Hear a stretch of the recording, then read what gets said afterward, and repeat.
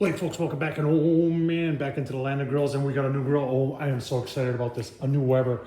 This is the Master Touch Premium 3-in-1, folks. This is a game changer for as far as Weber is concerned. This is kind of like a major redesign to the 22-inch kettle. Folks, we're gonna unbox, take a look at it, and I'll tell you what, stay tuned and let's get into it.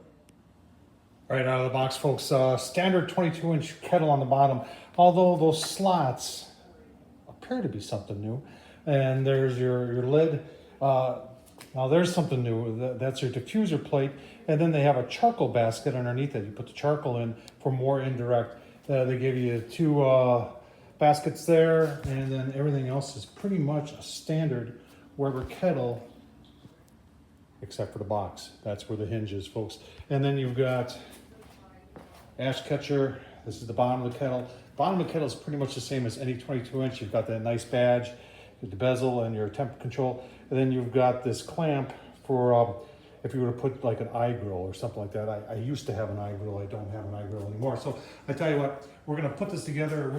We're gonna go real briefly over putting the bottom together because it's like a standard Weber kettle, folks, but works nice to have a pair of sawhorses.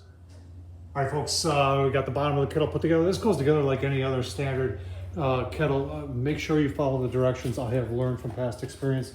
There are, for these right here, there are two holes. So if you follow the directions and you take a little time to follow the pictograms, it'll go good. And folks, I've done my first mod already. So they've got this little wheel cap thing, and it's black, and I spray painted mine white. I think it'll look pretty slick. But that's easier, obviously, to do before you put it together because it locks kind of in place. See, there's the other one right there. I just use that paint that you use to paint plastic with. And get this other one on. Let's get it upright and start with the lid. All right, so far so good. Everything's going together real nicely. Good job by Weber. Directions easy to follow. We've got one more step yet, and that's the hinge. I know everybody's dying to see it and see how it goes on, but that's where we're up to right now is the hinge. Well, there it is. There's the hinge. I mean, wow.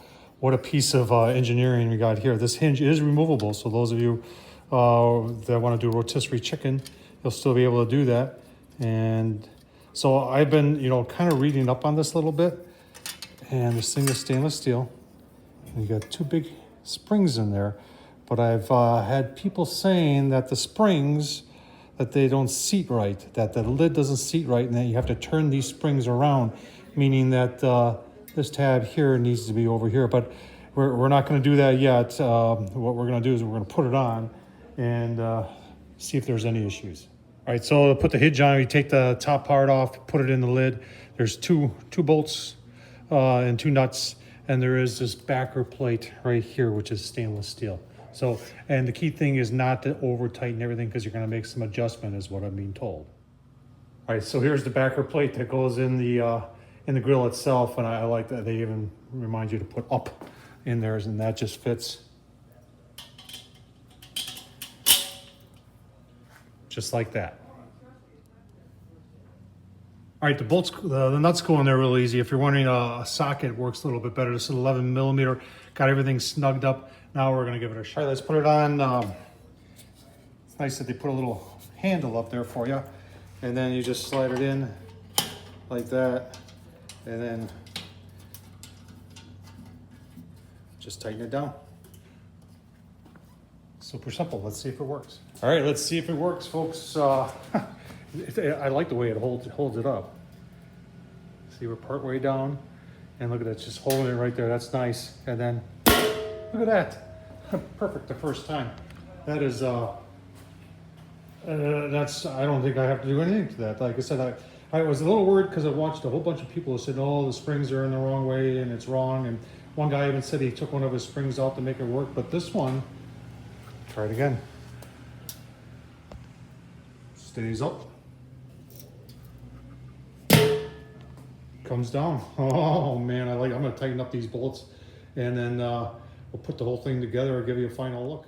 All right, second mod, folks. I like to put gasket on my Weber kettle lids, and since this one's brand new, time to do it. And I'm just using this Fire Block. You can get this on Amazon, and it's just a 1/2 inch by 1/8 inch self-adhesive, and it goes on really very easily. Just peel and stick. It's always best to do it to a new grill lid. So we'll continue on with that. Put the lid back on, see how it fits. All right, so on the inside of the grill, there's that Weber diffuser, and then right below it, you got those nice handles here. Right below it is the charcoal grate, and you could put the charcoal on the inside, and I also think you could put the charcoal on the outside, like snake method on the outside, and then this just goes on there.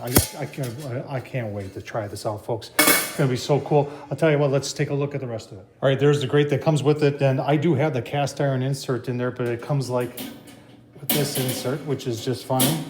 And then it does have the fold up. This is really heavy duty here, nice and thick. It'll fit your charcoal baskets or even a slow and sear. And you know, this is the part that that is nice. So nice fit there. I can't wait to cook on it, folks. Let's do one more look-see, and then we'll wrap this up. All right, here's the final look-see, folks. I'll tell you what. That hinge, oh man, that is a work of art. That is some engineering feat right there, and it works very nicely. Did 2 mods to it already, but this is, I can't wait to cook on it. This is a slick grill, folks. I know everybody's asking, Tom, what'd you pay for it? Come on, tell us what you paid for it. Well, this was $319, included shipping. So yeah, you're gonna say that's a little pricey, and yeah, you're right, but there's some really nice features in this Weber kettle. That hinge, oh man, that is, I've been dreaming of a hinge that worked on a kettle as well as that does. So Weber, nice job. But you know what?